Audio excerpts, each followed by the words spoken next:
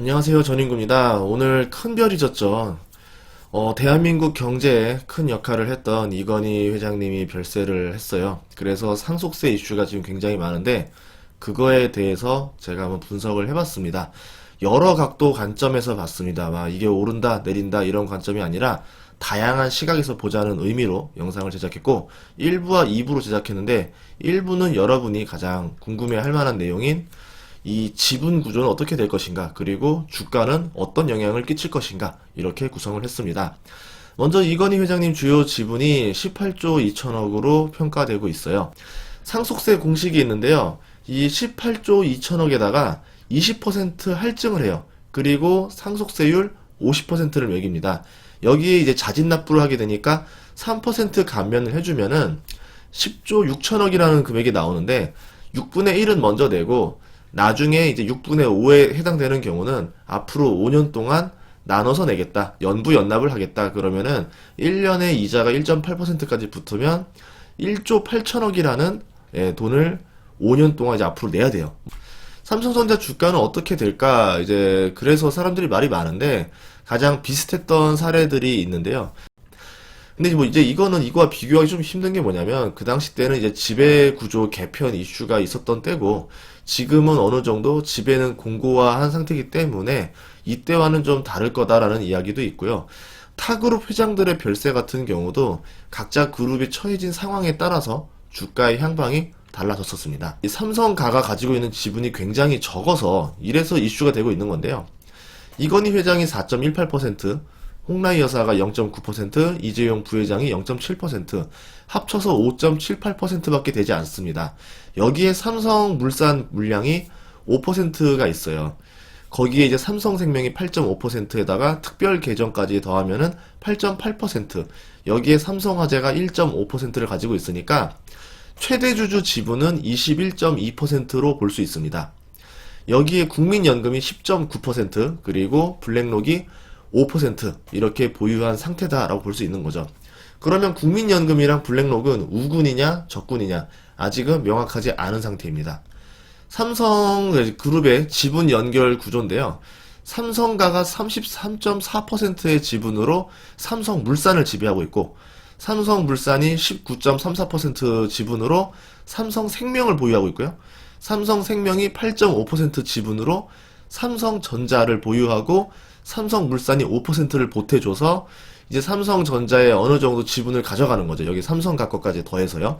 대략 20% 정도의 지분으로 삼성전자를 지배하고 있는 건데 여기에서 좀 독특한 사례가 뭐냐면 삼성바이오로직스를 삼성물산도 가지고 있고 삼성전자도 가지고 있습니다. 그래서 삼성바이오로직스 지분의 75% 가까운 지분이 지금 삼성가가 가지고 있기 때문에 이거를 어느 정도 정리하면서 삼성전자 지분을 공고히 하지 않겠냐, 요렇게 예상하고 있습니다.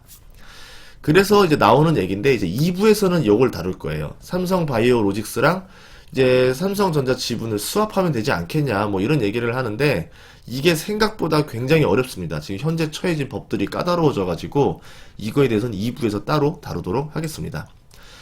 그럼 삼성바이오 지분 교환 시 어떻게 되느냐, 이렇게 되면 삼성물산이 삼성바이오 지분을 주고 삼성생명이 삼성전자 물량을 주면서 이렇게 되고 삼성생명이 중간 지주사가 되고 삼성생명이 지주사와 사업회사로 나눈 다음에 이제 뭐 화재, 카드, 증권을 계열사로 쫙 둔 중간 지주사로 가겠다. 주가 예상 시나리오를 보자고 하면 기업의 실적 관점, 배당의 관점, 자사주, 보유 주식 매각의 관점, 그리고 지배구조 약화의 관점, 이렇게 네 가지로 나눌 건데요. 이거에 따라서 시나리오가 조금씩 바뀌긴 합니다. 먼저 기업의 실적 관점 먼저 볼게요. 2017년, 18년은 반도체 호황기여가지고 당기순이익이 40조가 넘던 시절이었었고요. 2019년, 20년은 반도체 침체기를 이제 벗어나가는 과정이에요. 이제 앞으로 21년, 22년이 되면은 당기순이익이 30조가 넘어갈 거다라는 이야기들은 있는데 어쨌든 17년, 18년만큼의 호황기는 아직은 아닙니다. 침체기라 볼 수 있겠죠. 실적과 함께 지금은 천천히 주가가 상승하고 있는 추세다라고 보는데 그럼 이런 실적에 지금의 이슈가 영향을 줄 것이냐? 실적과는 영향이 전혀 상관이 없겠죠. 그러면 지금 실적은 좋아지고 있는 추세고 주가도 좋아지고 있는 추세이기 때문에 지금의 이슈에 실적이 어떤 영향을 끼치는 건 아니다. 이렇게 볼 수 있을 겁니다. 두 번째 이슈 같은 경우는 이제 배당의 관점인데요. 6년 동안 이제 상속세를 분할 납부해야 되는 상황에 처해졌기 때문에 이제 LG의 구강모 회장 사례처럼 삼성가도 이제 이익을 받아서 연부 연납을 하지 않겠냐 이런 말이 있어요. 그럼 삼성가가 주요 주주인 계열사가 삼성전자, 삼성물산, 삼성 SDS 이렇게 세 개가 있습니다. 그러면 제가 이 중에서 이재용 회장분만 따로 계산을 해봤는데 뭐 순이익 대비해서 배당 성향을 50%까지 끌어올린다라고 볼게요. 삼성전자 같은 경우도 순이익 30조가 나오고 배당 15조를 내렸다. 이럴 경우에 이재용 회장이 받는 배당금은 7,320억이고요. SDS가 순이익 5천억이 나서 배당 2,500억을 받는다. 이랬을 경우에 9.2%니까 230억을 받고요.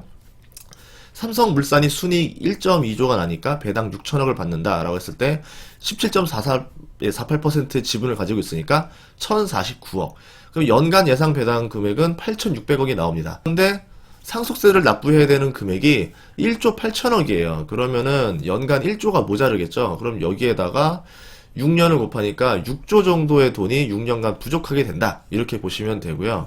그럼 여기서 배당을 늘려야 되는 상황이 오는데 배당을 늘리게 되면은 주가의 상승 요소다. 보통은 이렇게 볼 수 있어요. 그런데 배당 성향을 굉장히 높게 올리면 어떤 일이 되냐면 기업의 성장을 저해하게 됩니다. 지금은 제가 최대 50%를 뽑은 건데 50% 이상 배당 성향을 내게 되면은 사업에 재투자할 돈이 없는 거죠. 그런데 지금 보고 있는 사업들 있잖아요. 뭐 전자라던가 SDS들을 투자를 안 하고 배당금을 계속 뽑아낸다? 당연히 주가에 좋은 요소는 아닙니다. 장기적으로 봤을 때요.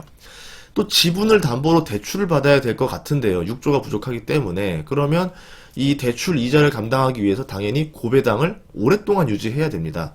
그럼 당연히 기업의 성장을 오랫동안 저해하게 되는 요소가 된다라고 해석할 수도 있어요. 그러면 배당이 올라간다라고 해서 무조건 주가가 오른다가 아니라 배당이 올라가면서 기업의 실적을 앞으로 미래 실적을 갉아먹을 것이다. 이렇게 보면은 주가 하락 요소가 된다라는 겁니다. 이거 보기에 따라 달라지는 거예요.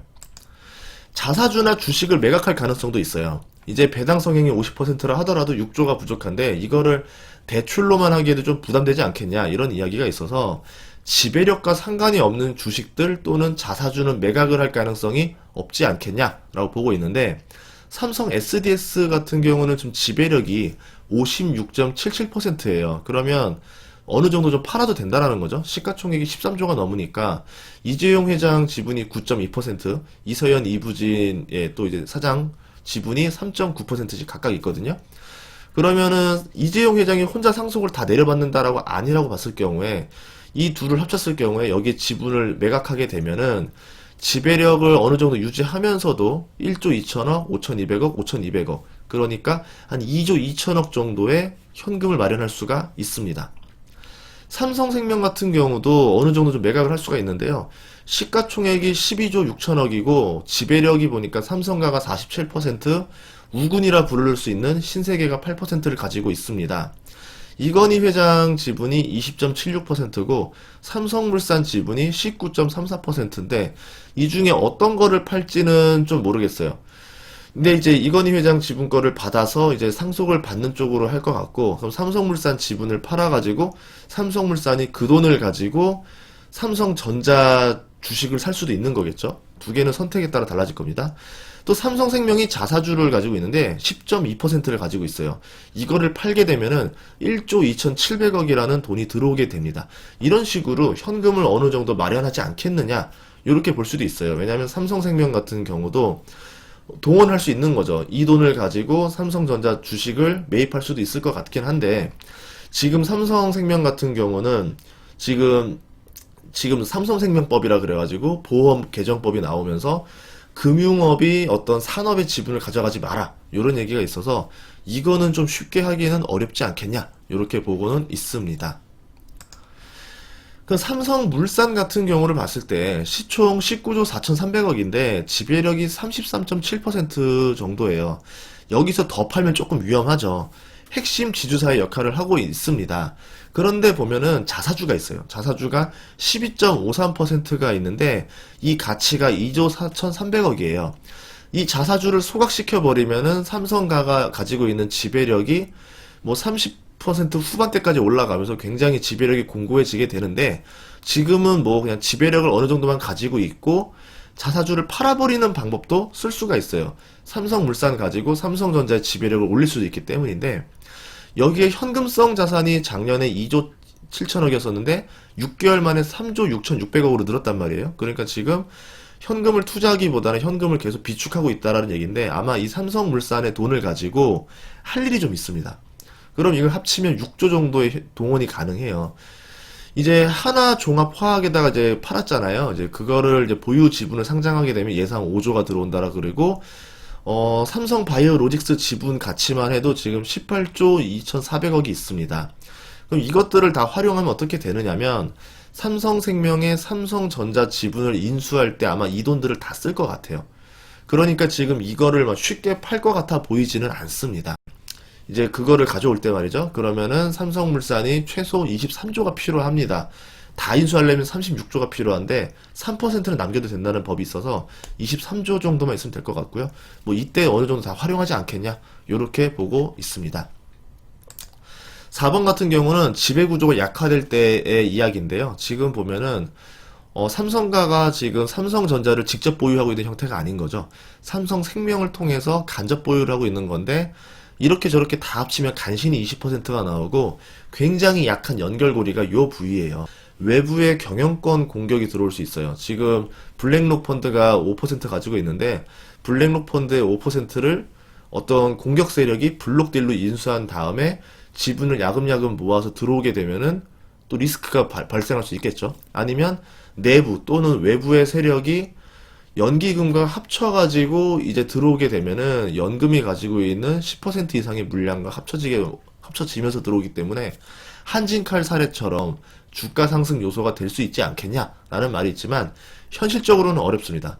아마도 숨겨진 백기사가 있는 경우가 굉장히 많거든요. 그래서 이게 쉽게 될 거는 아니다라고 볼 수 있을 것 같아요. 5번째는 버낸데요. 이 상속세 주가 산정 방식이 있어요. 사망 전 2개월, 그 사망 후 2개월 기준으로 해서 4개월 동안 종가를 가지고 평균을 내서 이 주가를 정합니다. 그 주가를 가지고 이제 상속세를 내요. 근데 이 삼성전자 같은 경우는 2개월 전부터 주가가 많이 올라왔어요. 그래서 이제 계산을 해봤더니 한 58,000원 정도 수준이 나오겠더라고요. 그리고 삼성생명 같은 경우는 또 마침 2개월 전부터 주가가 많이 올라서 아무리 낮게 잡아도 여기는 이제 한 61,000원 이상은 잡아야 될 겁니다.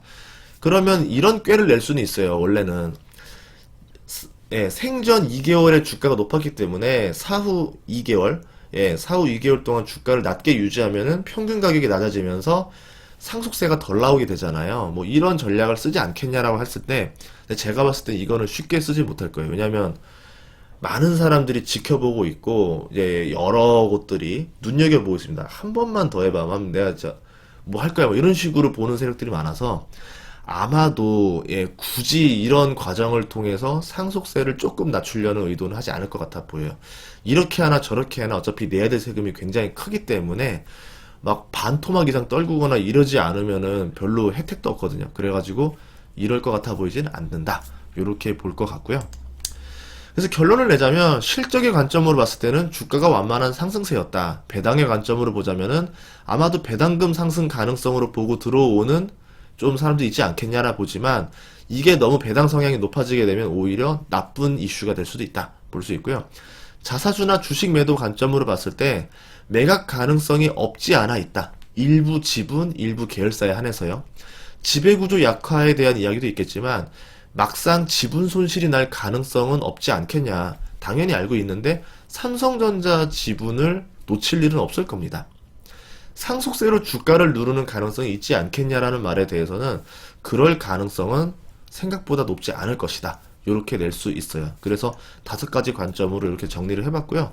2부에서는 삼성생명법 그리고 지주사 관련 분석을 이어서 이 삼성전자 주가와 상속과 어떻게 연결이 될 건지 이거를 이야기해 보도록 하겠습니다. 다음 시간에도 더 좋은 정보로 찾아뵙도록 하겠습니다. 시청해 주셔서 감사합니다.